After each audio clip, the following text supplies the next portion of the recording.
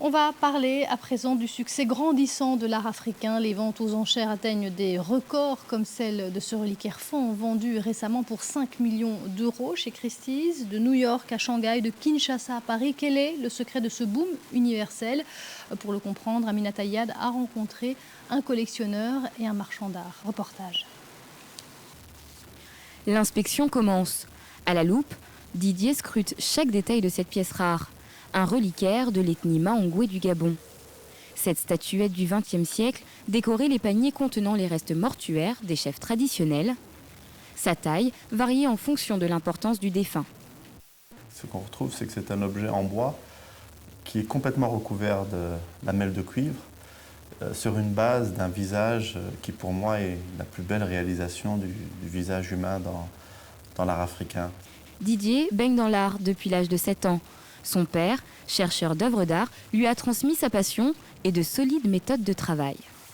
Je vais regarder tous les exemples similaires, c'est-à-dire les objets qui sont d'un même type, pour essayer un peu de le comparer un peu aux autres qui appartiennent parfois à des grandes collections privées ou divers musées. Lui, c'est l'art classique africain avant tout, celui qui a inspiré l'art moderne et contemporain.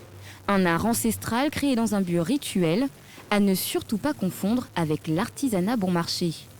Aujourd'hui, à 39 ans, Didier est fier d'être l'un des seuls collectionneurs noirs dans son domaine. Il y a un peu moins de 20 ans, je rencontrais un très très grand marchand à l'époque qui s'appelait Philippe Guignot, qui me disait, mon vieux, pour commencer ce métier et pour le faire bien, tu devrais avoir $1 million pour voir un vrai stock. Et aujourd'hui, on se rend compte qu'1 million, aujourd'hui, c'est le prix d'une seule œuvre exceptionnelle. On est passé à l'art du souvenir au 19e, à aujourd'hui vraiment un objet d'art de collection.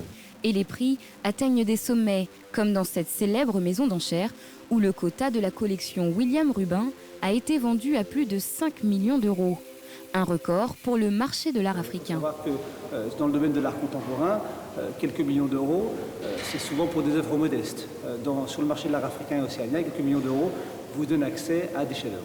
L'art africain fait aujourd'hui partie des grands arts, des grandes cultures qui sont reconnues comme des patrimoines de l'humanité. Les arts d'Afrique ont fait leur entrée au début des années 90 dans les musées français. Comme ici, au Quai Branly. 8 900 pièces authentiques séduisent tous les jours les visiteurs.